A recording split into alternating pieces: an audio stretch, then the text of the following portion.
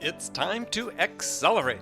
Hi, I'm your host, Andy Paul. Join me as I host conversations with the leading experts in sales, marketing, sales automation, sales process, leadership, management, training, coaching, any resource that I believe to help you accelerate the growth of your sales, your business, and most importantly, you.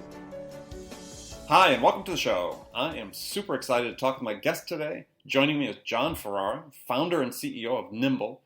I would call it a social CRM system, but I know that's not exactly what it is, and we're going to talk about that with Jon today. Jon is one of the pioneers of the whole contact management space. He was the founder of Goldmine, which for many of us was the first CRM type tool we used in sales. And remember it very fondly because it was a great innovation at the time. You know, CRM systems are indispensable tools for companies of all sizes, and we think every company needs one, but do they all need the same CRM system? And on top of that, what are CRM systems really good at? I mean, how should they be used? And are they productivity tools, or are they just a database to track activities? I mean, how do they help transform the productivity of a sales team? And Jon's going to help us sort this all out. Jon, welcome to the show. Andy, thank you so much for inviting me to come join you in a conversation with your community. I love the opportunity to inspire and educate. Give me a moment to get up on my soapbox, and I get charged up because I love to teach and inspire. Well, good. Well, we're going to have lots of time to do that. So take a minute, introduce yourself beyond what I had said, just scratching the surface. Well, I really believe that in some respects, I'm the Don Quixote of relationships. I think that the more digital we get, the more human we need to be. And all of a sudden, it's become in vogue again to focus on serving other people and helping them grow. I think that we went through a period of Oracle, bag 'em and tag 'em sales mentality, and I think that the world is coming around through the innovations of social media, where we're all realizing the value of relationships and understanding that it's important to pay these forward, to become a trusted advisor to your customers.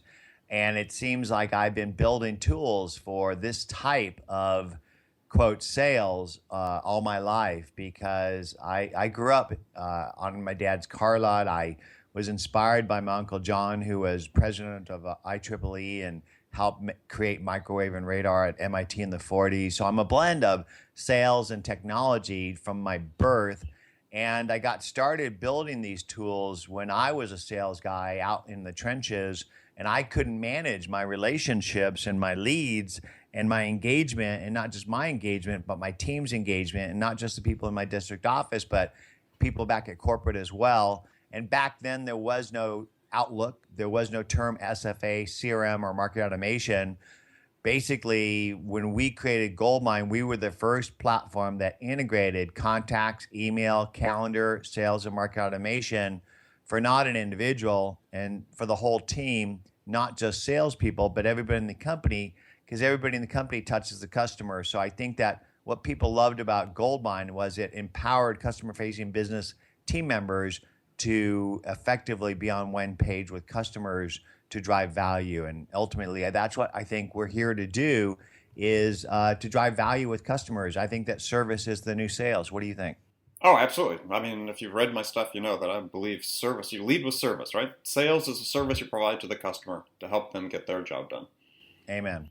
So what were you selling when you started Goldmine? And for people that maybe don't remember Goldmine, and maybe too young to remember Goldmine, I mean, this came of an age when lots of companies were still just starting to use email.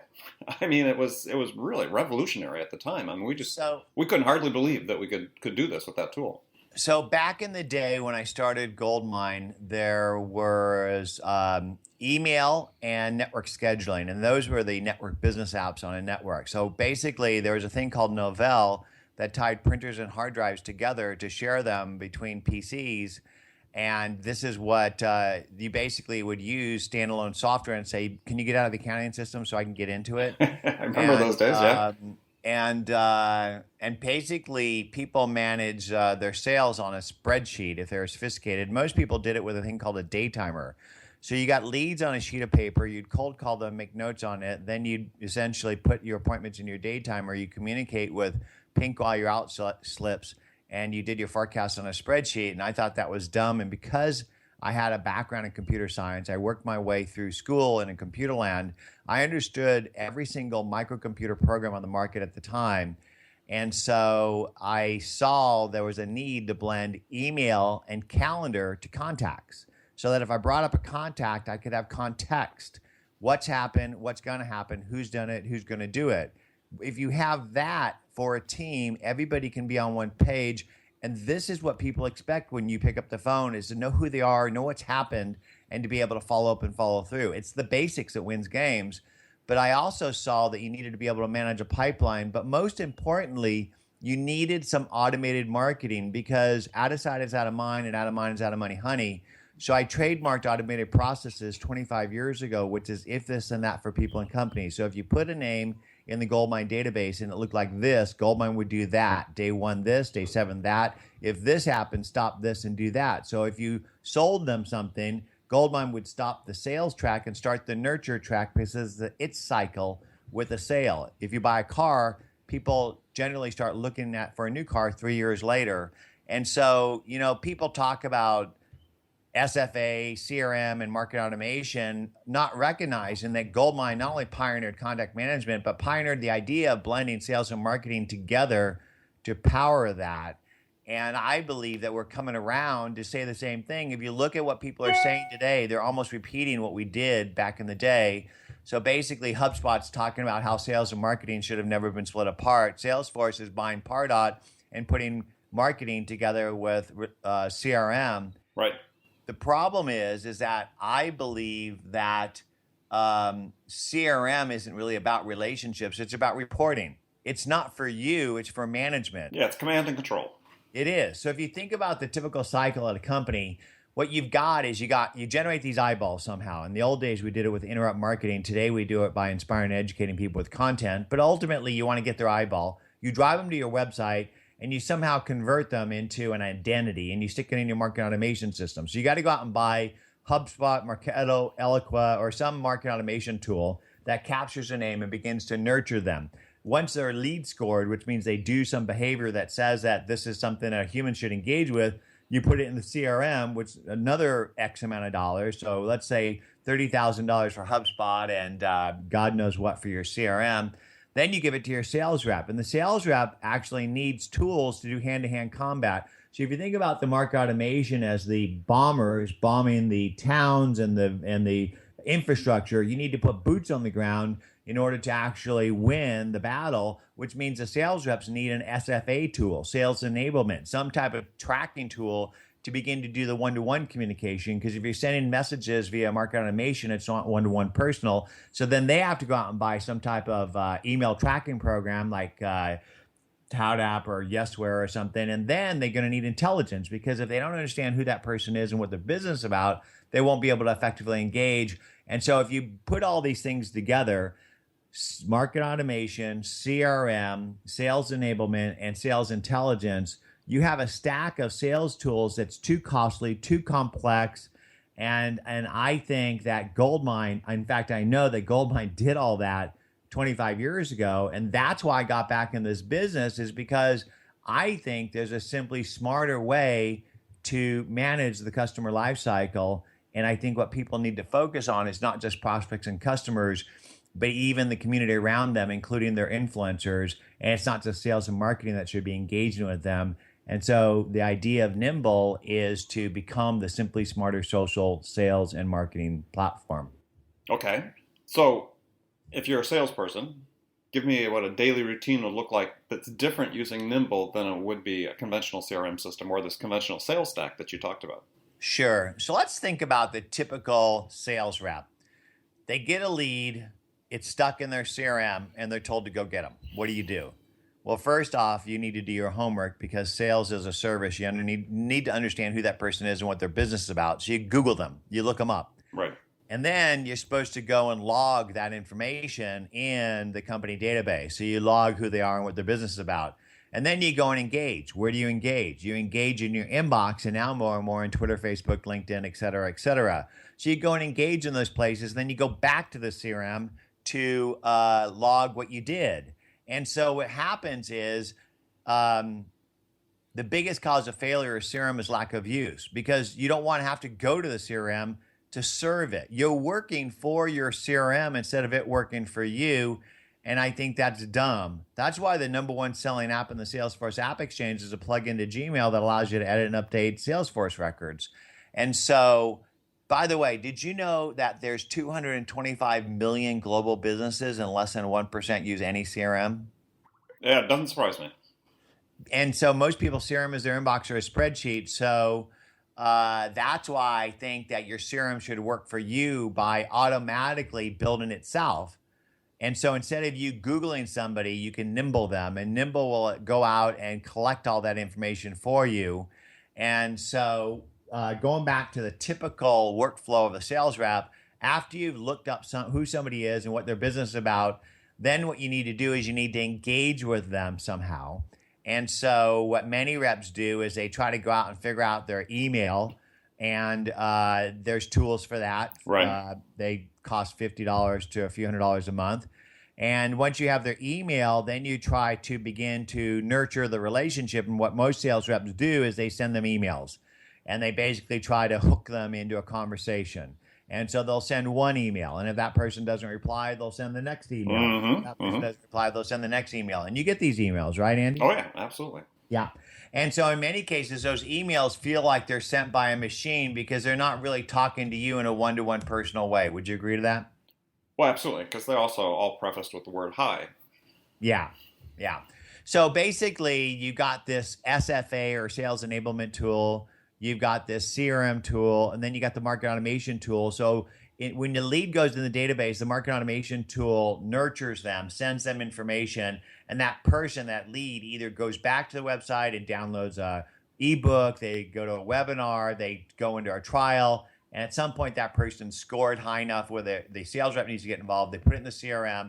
The sales rep Googles them. They log what they know. They engage. They log what they did. They use a sales enablement tool to email them, and they somehow get that person in a conversation where they try to qualify them and close them. And that's basically the life of a sales rep. Would you agree? Yeah, that's pretty much it. Yeah. So, well, the one difference, though, is, I guess, so I'd extend the question further. Say, okay, so if you're a sales rep with sort of a blank slate and you don't have a marketing automation system or an inbound marketing system, content marketing, feeding you with leads, or the marketing qualified or sales qualified, whatever, how do you use Nimble then to help yourself prospect? Well, I truly believe that if you teach people to fish, they'll figure out you sell fishing poles. And so what I would recommend to every sales rep is to become a trusted advisor to their prospects, customers, and the influencers of them as well. And you do that by giving your knowledge away, by inspiring and educating. I call it the 5 E's of social business: educate, enchant, engage, embrace, and empower your customer. And so most sales reps have forgotten more about their products and services or their industry than most of their customers will ever know in their lives. If they simply gave that knowledge away on a daily basis, then their prospects, customers, and their influencers would see them as a trusted advisor. And when they're making a buying decision, they would not only consider them, but they would bring their friends with them. And I know you know what I'm talking about, Andy, because you do this exact same thing on a daily basis. In fact, Right. That's why we're having this conversation, is because you understand the value of inspiring and educating. And this conversation will inspire and educate not just your community, my community, but also a prospect of people who are interested in being better and smarter, faster at sales and entrepreneurship. And when they hear this podcast, they will begin to see you as a trusted advisor. And if they do need help being better, smarter, faster in sales, guess who they're going to call? Right. So back to the question, though, just to sort of finish the connection at the end of the circle. So for a sales rep that's using Nimble, how do they use that then to help become that trusted advisor? Because you've got some specific attributes that are a little different than most conventional CRM systems. Yeah. Okay. So if you are going to begin to share content to inspire and educate, as opposed to sending somebody a quarterly or a monthly newsletter Right. about how great your products and services are, you're going to, on a regular basis, inspire and educate, teach people how they can become better, smarter, faster in and around the areas of promise of your products. They will then see you as a trusted advisor and begin to +1 like, comment, retweet, or otherwise engage with you. And so if you do what we tell you to do is to inspire and educate, then you're going to begin to generate bytes, signals. What do you do with these? So today, Andy, I see that you've got 3 different Twitter identities, and on those different identities, you've got a number of followers. You've got over 15,000 followers, and on a regular basis, you're sharing content, and people are biting on that content. If you don't engage with those people, then they're just wasted engagement. So you need to reel these contacts in and begin to connect with the right customer at the right time on the right channel, and turn connections into conversations and relationships into mutually beneficial business outcomes. I just think it's hard to do that in our over-connected, over-communicated world. And that's where Nimble excels, because it can take any connection and turn it into a measurable business outcome by taking any connection in your email, in your calendar, in a social stream, in a Forbes article, and take one bit of information, convert that into a 3-dimensional record of who that person is, where they're from, where they work, what they're influential in, where they went to school, if they're an investor, what their company's about, what size it is, what industry it's in, and then allow you to begin to segment those contacts into people that matter and reach out and build those trusted relationships that result in you growing your business. Yeah, because one of the things that Nimble does is it provides you the social footprint of the person this contact. And so you can see the conversations they're having. You can see the things that are important to them that they're communicating about, that they're having conversations about through their network. Yeah, but the thing is that people talk about social. Well, first, when we started pioneer this space 5 years ago, people were saying social. My wife does that.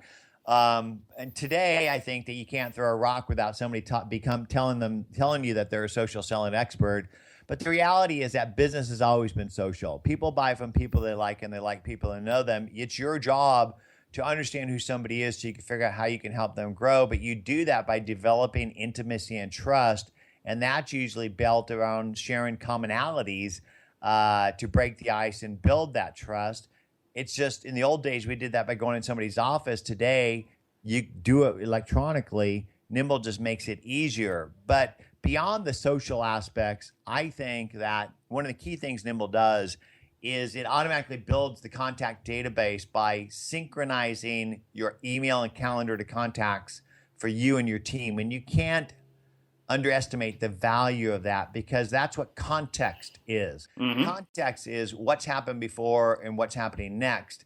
And then it enables you to have that context, not just email, calendar, but social history and what's going on now everywhere you work. Because if you're spending your time in your CRM, you're not spending time conversing with customers. And so I'll ask you, Andy, what do you spend your day in Outlook, Address Book, or Google Contacts, or do you spend your day in your inbox and in social streams with your customers?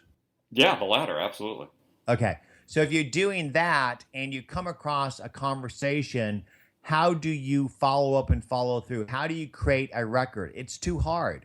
And so the biggest cause of failure of business is lack of follow-up and follow-through. Right. It's the basics that wins games. And that's where most of us fail, is because we don't say what we're going to do and do what we say we're going to do. And the reason we don't is because we have to go to the CRM or the contact tool to log and update that stuff, and human beings aren't good at that. And so that's why I built Nimble, so it works for you by building itself, so you don't have to look people up and log what you do, and then works with you everywhere you work. Because if you're a smart business person, you're walking in the digital footprint of your customers on a daily basis to stay top of mind and setting yourself up as a trusted advisor, which means that you're spending your time in your inbox, on your phone, and in social media, and Twitter, Facebook, LinkedIn, etc.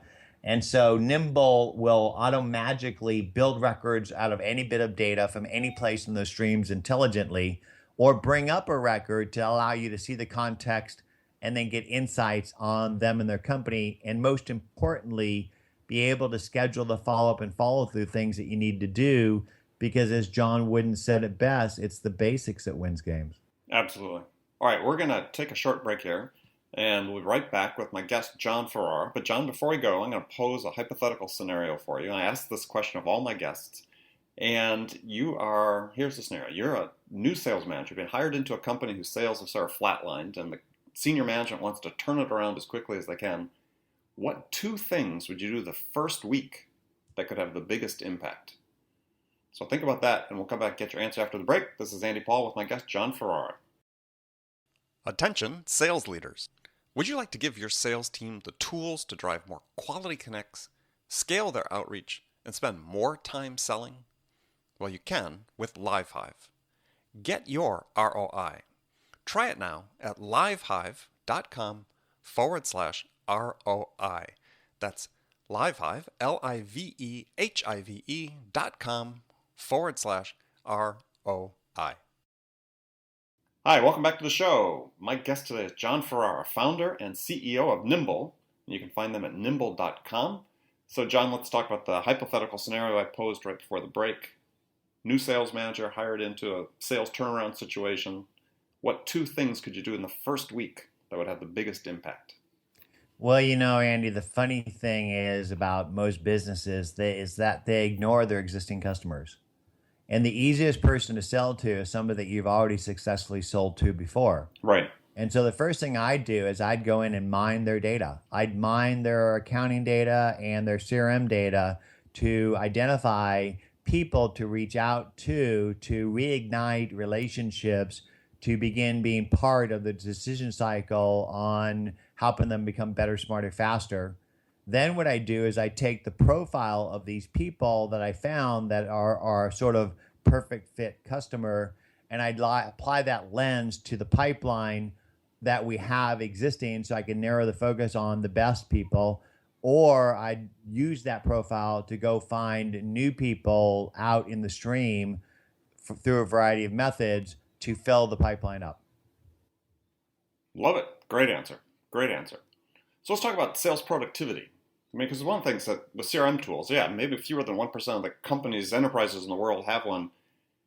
And of that percentage that have them, it seems like, other than maybe some really major enterprises, that most companies don't use them, right? It's always a struggle to get the data in and to get the sales reps to use it because they don't find there's anything really useful there for them, as you had mentioned before.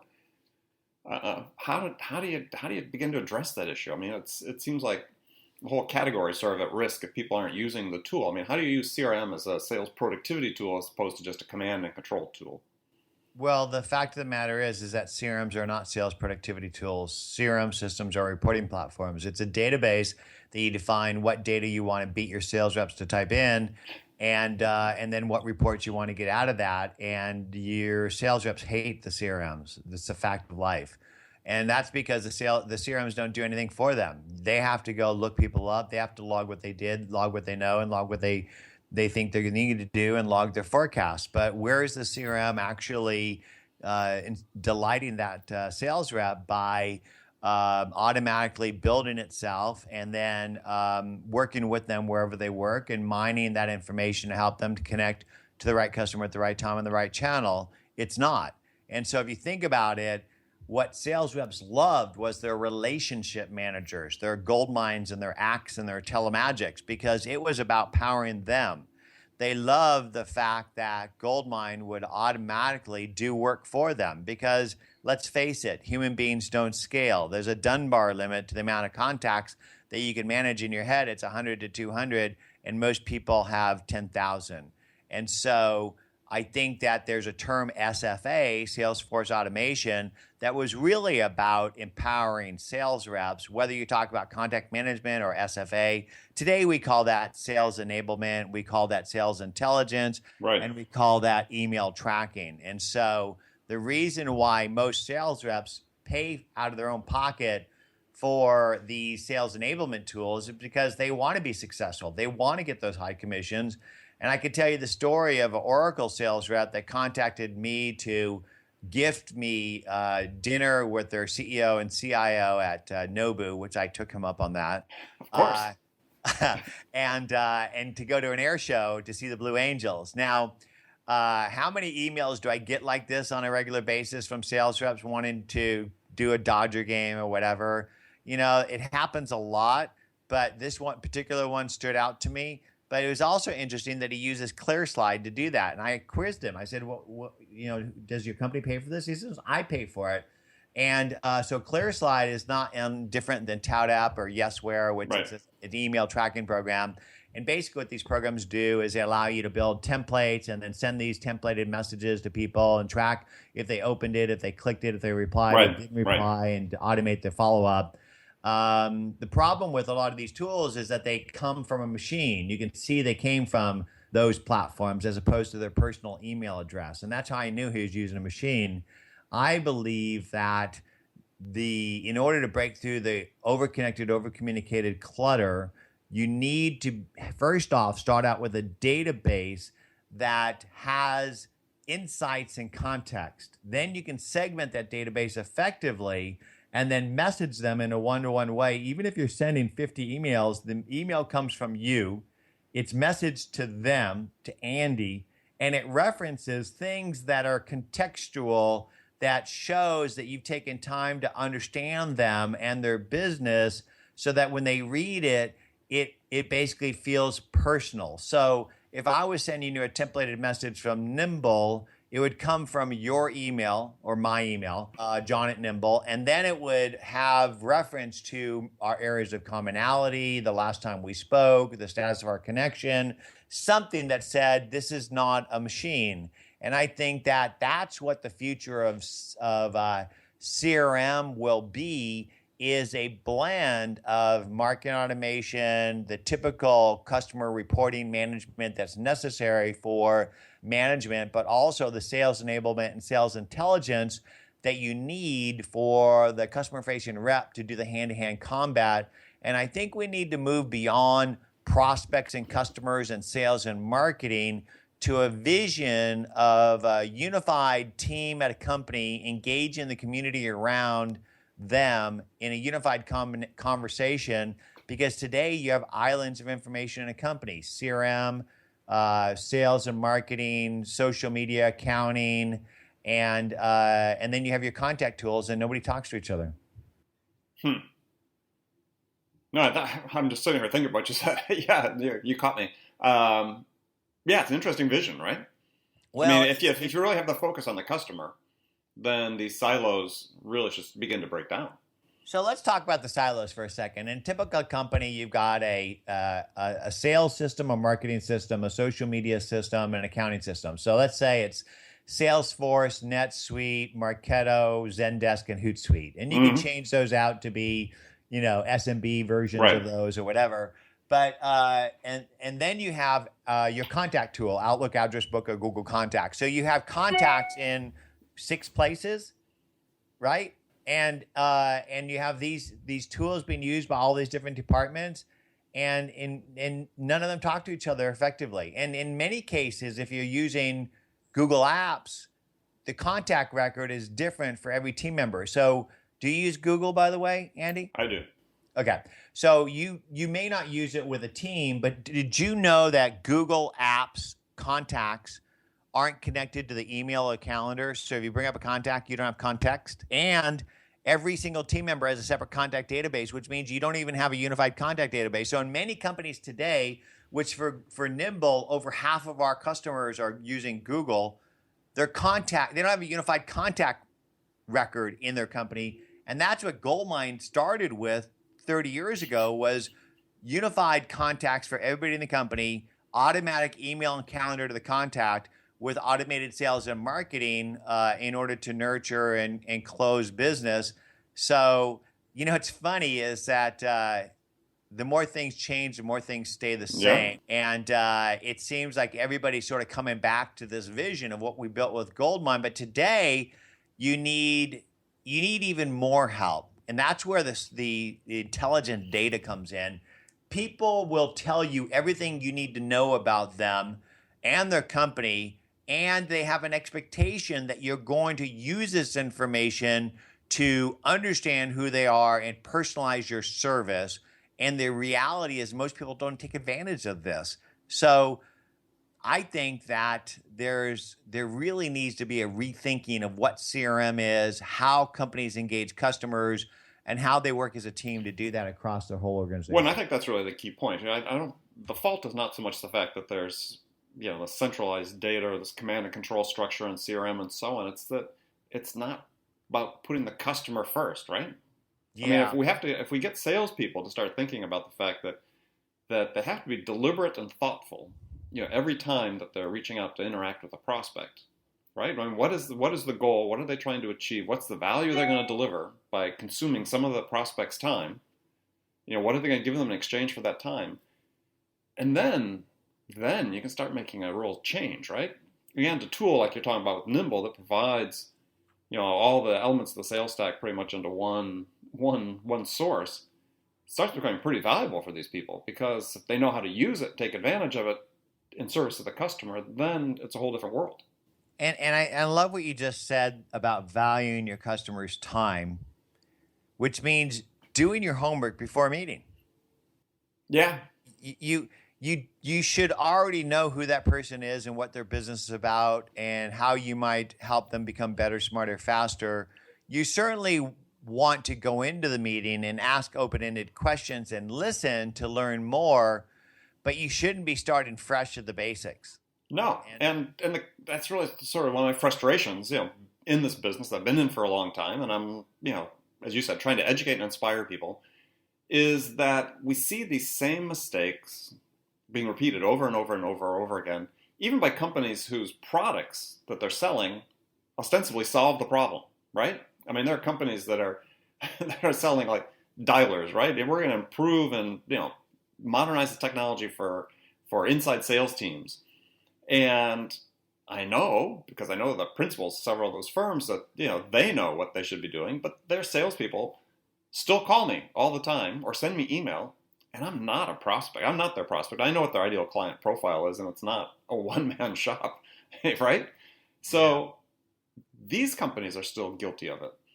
And it continually just blows my mind that this is still occurring, right? That where it's like, it sort of calls to mind, I remember this book written about education called, Why Johnny Can't Read. And it's sort of, I sort of made up my own version about that. Is, why can't sales learn? Because here we are talking about the sales you talk about. We're seeing problems being solved today by a solution that you created 25 years ago. Then we're coming back to that, in essence, in many ways. And yet we still, these groups of salespeople with all this great thought leadership and training programs available and so on, is we're still solving the same basic problems in sales that have existed for quite some time. And I also think it's funny, Andy, that people think that social media is LinkedIn. And that LinkedIn is the place for your business identity. I don't know about you, Andy, but when was the last time you went into a LinkedIn group? It's been a while. Yeah. And so... because they became spam for the most part, right? I mean, there were some that I followed, but unless the person who owned it moderated it really carefully, 90% of them plus. When was the last time you basically +1 somebody's attributes on their LinkedIn profile? I forget what that's even called. I really believe that that we need to move beyond the LinkedIn resume when we're talking about social media, and begin to understand that humans connect to other humans on areas of commonality, and it's way beyond business. That our areas of commonality are our passion, plan, and purpose. And these include our personal things like food, family, sports, all kinds of different things, hobbies. And when we connect with another business person, you don't say, "Hey, Andy, I'm calling about that proposal." You say, "Good morning, good afternoon, good evening." And then you might say, "Dang, I wish those Cubbies did a little bit better last night. It would be neat to see them go all the way," or whatever it is you're talking about. Or if in your instance, I might talk about how the Chargers almost got that one, right? It's like, dang. Darn, yes. Right? And then you move on to the business stuff. But what happens is it's the personal intimacy, trust, and stories that keep us connected, that maintain that human bond. And the business stuff is just an addition to that. And so I think that as a business person today, you need to be aware that it's not just marketing people that should be using social to build connections with your community around your business, that you need to empower all of your team members to build their brand and grow their network, to set your company brand up.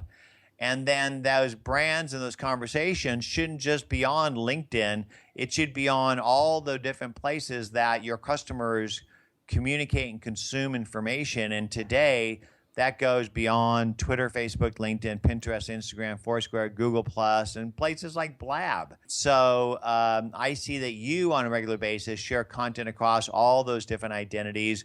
Where do you get most of your engagement? Twitter and LinkedIn. Yeah, I think those are the two pillars. And I'll tell you what, though, on a personal level with people and friends like you, it's Instagram and Facebook for me.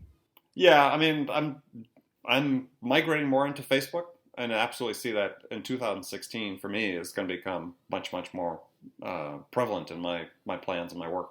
Because I know that you, we share many friends in and around the areas of our expertise. And I'll tell you what, it's the conversations that I have with Matt over barbecue, with Ken Krogh over Boy Scouts, with Jorge over his girlfriend in Brazil, with Barbara over her dog, with Lori Richardson over her love of powering women, thought leaders, and talking about hockey. She loves hockey. Yeah, right. And so I think that if you're a business person listening to this today, don't underestimate the power of human personal communications. But you know what, Andy? This isn't any different than it was 100 years ago. No. And the thing that's so interesting is that you see increasingly in sales training that they are training people to take the personal out of it. If you start a phone call and ask somebody how they're doing, you've committed a cardinal sin. Well, first of all, you should never ask that question because, you should be deep enough in knowledge about them that you have something personal that you can share and start a conversation with.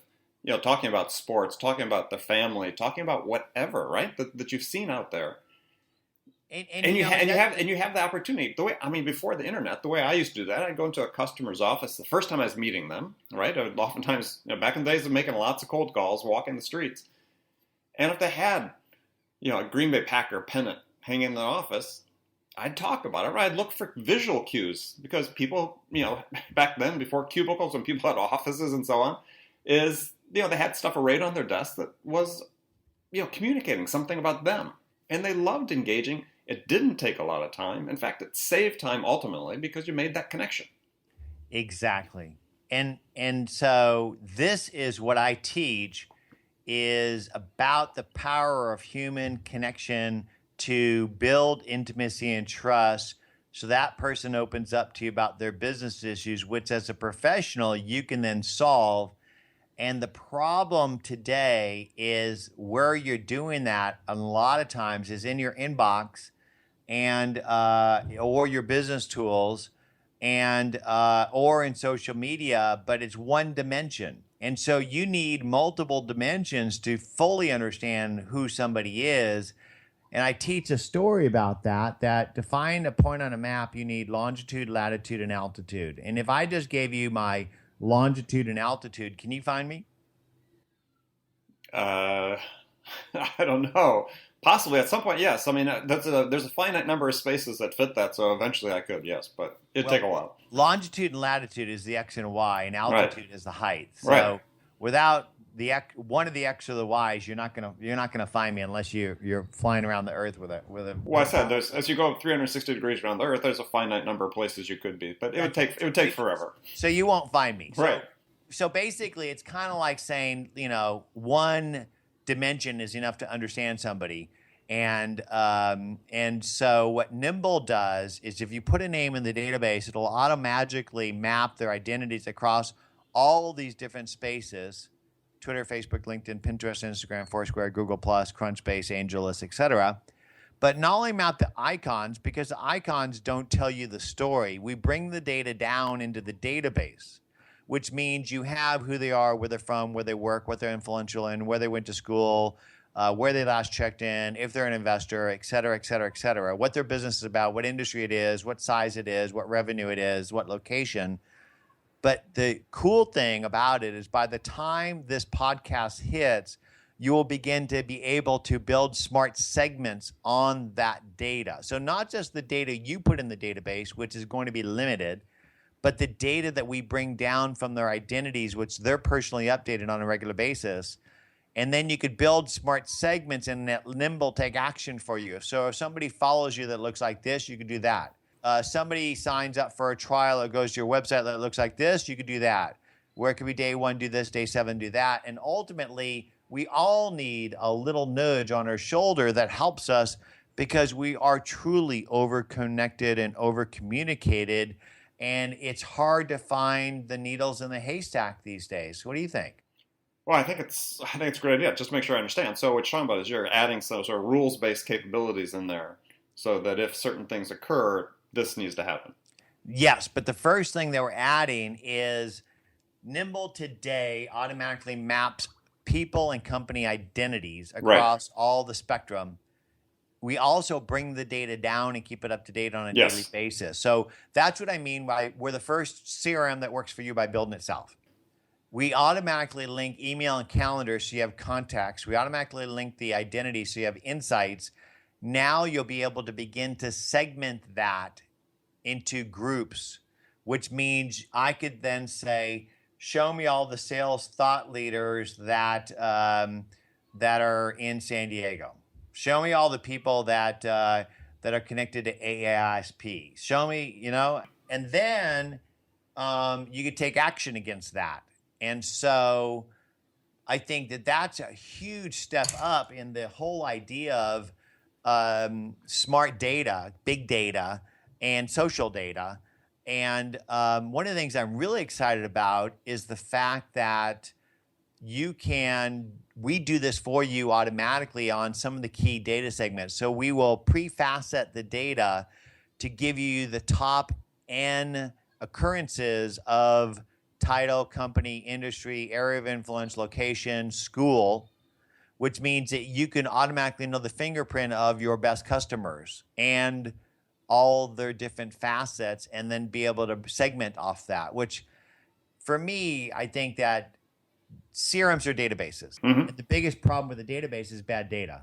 And so we're solving that by building it for you. And then you can take it with you everywhere you go, because I think the biggest cause of failure, like I said before, is we don't follow up and follow through. It's because you have to go to your CRM to do it.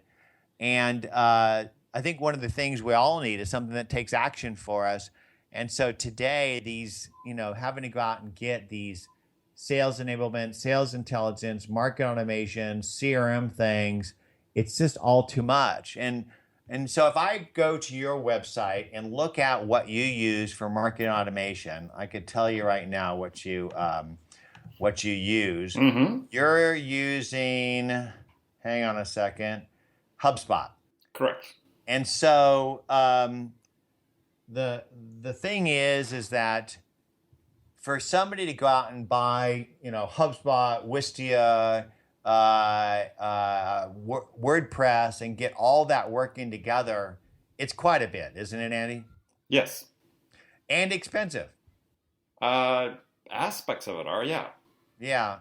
And so I think that having a blend of one platform that does the core basics of relationship intelligence, market automation, email intelligence, and the CRM stuff is really kind of the future of how we're going to engage. Because, a lot of people like Miles use a combination of tools like Infusionsoft and a variety of other tools. And it's just, I think it's too hard. Yeah, well, there certainly is that, right? I mean, there's certain tools there's a payoff once you master them, but the prospect of mastering them or the process of mastering them can be fairly long time, right? It is. So yeah, if you're like me, sometimes I need to hire people to help me with that. So what you're saying is, and make this one point, and then we'll take another short break, is that we could look forward to Nimble perhaps building in the ability to do, email sequences and so on. Yes. Very interesting. Okay. Well, we're going to take a short break. And again, we'll be back with my guest, Jon Ferrara. Hi, this is Andy. I have a special offer for loyal listeners of Accelerate. It's a no-obligation free trial of my zero-time selling interactive online training. Now, I've worked with thousands of sales reps to teach them how to use my zero-time selling to boost their productivity and transform the results. And so if you want to learn the same proven strategies to help you open more doors, have more effective sales conversations with prospects, and close more orders, then my zero-time selling interactive training system is a fit for you. It's incredibly simple to start. Just take out your smartphone and text the word TRUST, that's T-R-U-S-T, to 96,000. Now, do you have your phone ready? Send a text to 96000. That's a 9 and a 6 followed by 3 zeros. Now enter the single word message TRUST and hit send, and you hear right back from me with instructions on how to sign up for your free trial on my zero-time selling interactive training. I look forward to seeing you there. All right, I'm back with my guest, Jon Ferrara, founder and CEO of Nimble. We've had a great conversation so far about, philosophical conversation in many respects about CRM and connectivity and being connected on a personal level to your prospects in order to build that relationship to become that trusted advisor. So let me ask a little more prosaic question about Nimble. Is who's sort of your ideal customer profile? For people listening to this, how can they identify themselves, against what the type of customer you sell to? Well, Andy, I truly believe that your network is your net worth, that your personal brand plus your professional network equals your professional net worth, and that most people don't do a good job of managing and nurturing their golden Rolodex. Now, many of your listeners may not know what a Rolodex is, but it's a collection of business cards in a rolling file thing. On a spindle, yes. And so today, where is your golden Rolodex? It's in your phone. It's in Outlook, Address Book, or Google Contacts, and it's in Twitter, Facebook, LinkedIn, etc. And what you should do is take those contacts and put them into a cloud-based solution that's constantly updated so that you can always have context and insights on every contact that you're engaging with. Because if you have the right context and insights, you can then take the appropriate and contextual and authentic action to follow up and follow through. And who is that? Andy, it's really every business person. Because it's not just salespeople that need to be worried about their brand or their network. And most people will not work where they work in 1 to 5 years on average. It's 3. And so our customers are typically individuals in small, medium, large, and enterprise companies, because it's not just an SMB problem, and it's work groups. So it's teams of 2 to 25 in those companies. And so, a lot of people talk about SMB and small business. Well, departments within companies behave like small businesses. Absolutely, absolutely. Individual people using Nimble at all sizes, and these people become Trojan horses into the companies. And the interesting thing is that Nimble doesn't have to be your CRM. In fact, I don't know if I've said this or not, Andy, but I don't like the word CRM. Well, I've gotten that impression, yeah. Yeah, I think CRMs are for management. I think they're customer reporting platforms. But I do love a intelligent relationship platform that works for you and works with you.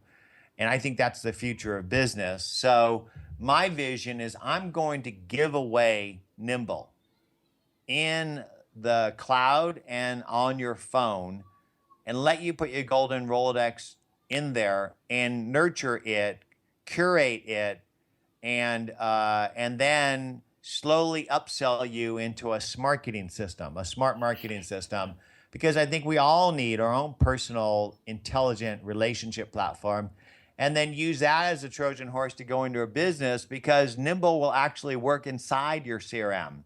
So if you use Nimble to identify a new contact in LinkedIn, you could build a profile with one click across all their identities from that LinkedIn page or Twitter page or Facebook page or email. And then you could either decide to work with that person in Nimble or put them in Salesforce, where we'll automatically and instantaneously build a record in Salesforce for you. And for any record that is in Salesforce, if you Nimble them, if you use our browser plugin, we will give you immediate insights and context on that person in your CRM, in your marketing system, in your social dashboard, in your accounting system. So that vision I had that I shared with you before about we need a unified contact record for a company, Nimble works and is in smart inside of Outlook, Gmail, Salesforce, marketing things like HubSpot, social things like Hootsuite. And so you could bring Nimble up inside any of those programs and work with the data. And I think that I don't really care if you pay us to be your Simply Smarter social sales and marketing system or add value to your existing sales, marketing, or social systems. Very interesting. So what you're saying is my Nimble bill is going to go to zero here shortly. Well, your Nimble system will be free if all you want to do is put contacts in the cloud. Got it. Up to 5,000 records. But if you want Nimble to automagically keep the social data up to date, synchronize your email and calendars, and be able to take action for you, then you pay us. Sounds fair. Well, good. Well, this has been a great conversation. So now we move into the last segment of the show. We've got some rapid fire questions for you. You can give me one-word answers. You can elaborate, expound if you wish. You ready? You bet. Fire okay. away. First question. What's the most powerful sales tool in your arsenal? My heart, my ears. Love it. I think that if you listen from your heart with a vision to serve, that you have no possibility but to succeed, because people will tell you exactly what you need to know in order to help them become better, smarter, faster. You need to write that book. So, name one tool, I think I know the answer to this, that you use for sales management that you can't live without. My soul. Okay. I truly believe that the reason people remember me is because of my heart and soul and my passion. And that's what's helped me to succeed in life. I bet you thought I was going to say Nimble. Well, it did cross my mind, as a matter of fact, yeah. Yeah, Nimble and Goldmine are just an extension of I think my innate skills in human engagement, and I try to pour the skills that I have into those platforms to empower other people to be gifted with some of the things I was born with. So, do you have a lot of brothers and sisters? I've got 5 brothers and 1 sister. Okay, I don't know, just not the stereotype, but you sound like somebody that came from a big family that was, always wanting to be heard. I'm the youngest. So am I, out of 4. My dad was born in Sicily and my mom's Irish, and there was it was loud. Let's just say that. Let's say that's right. Very good. So, who's your sales role model? I think that Dale Carnegie and Zig Ziglar, I think that everybody continues to build on the shoulders of giants. And when I hear people talking about all these ideas of social selling, I think I've heard all these things before, and I think that they said it best, but I'd have to say it's my pop, my dad. He was in sales? My dad had an automobile dealership, and I grew up on my dad's car lot. Oh, that's right. And what's funny, Andy, is I swore I'd never be in sales. I didn't want to be my dad. I wanted to be an astronaut, a computer scientist. I went and got a degree in computer science and math, but I think I've been successful in my life because of the blend of my mentors, my uncle from the scientific side and my dad from the sales side. And it's my dad's relationship skills that I learned through osmosis that have powered my life. So what type of cars do they sell? Well, my dad was the #1 Lincoln Mercury guy in the country back in the 60s. And later on, he had a Subaru dealership, the first Subaru dealership in California. And he also had some used car dealerships. And back in the day, I could name any car, any year, any model Me by too. just looking at it. Me too. And I still have a love of automobiles in a very deep way. I love cars, Andy. Yeah, very fascinating because my mother's father owned a large Lincoln Mercury dealership as well. So I remember spending a fair amount of time in that as well when I was a kid. Very interesting. So what's the one book that every salesperson should read? Doesn't have to be a sales book, but the one book every salesperson should read. Think and Grow Rich. Napoleon Hill. Yeah. Probably the number one, interesting, probably the number one recommendation so far of all the guests that we've interviewed is still Napoleon Hill. I think that in life, if you can figure out your 3 Ps, your passion, build a plan, and make it your daily purpose, nobody can stop you. People overestimate what they could do in the short period of time, and they underestimate what they could do in a long period of time. Goldmine was a 10-year overnight sensation, and I think Nimble's going to be the same thing. The CRM marketplace is $36 billion in the next 2 years, and I think I can capture north of 1% of that. What's the math? 1% of 36 billion? Yeah. 360 million. That's a lot of ducats. That's a lot of ducats. What's your favorite music to listen to psych yourself up for an important call? Wow. I've got my fingers crossed on this one. So I grew up on my dad's 78s, and my dad used to put 78s in jukebox in the 30s and 40s. So I love swing and jazz music, like Benny Goodman, big Duke band era, Tony yeah. Casey, and I love blues, and I love I grew up on rock, but I'm really a blend of all that. I think some of my favorite music was the progressive rock people because they blended blues, jazz, Right. swing, and rock together. But I think that nobody did that kind of music better than Queen did back in the day. Freddie Mercury in that band just really killed it. And if you think about football games when they want to get people really powered up, that's We Will Rock You, yeah. But I'll tell you what, some of the music that my kids listen to these days, they kind of use that before they go to their lacrosse games and Yep. stuff. What do I still love some of the classic stuff. So I'll just go. Queen's good. Some Queen. Yeah, Queen's good. All classic. Those classically trained musicians. I'll tell you what. There's a gal that interviews me periodically, and she does this thing. In fact, you should actually start doing this yourself. You ask them 3 songs that they like, and during the intermission, you play that. And what happens is it gets the guest in a mood, a positive mood. And so she asked me, what are some of the songs I like? And one of my favorite songs is Paul Simon, "Diamonds on the Soles of Her Shoes." Yeah, from the Graceland album, yeah.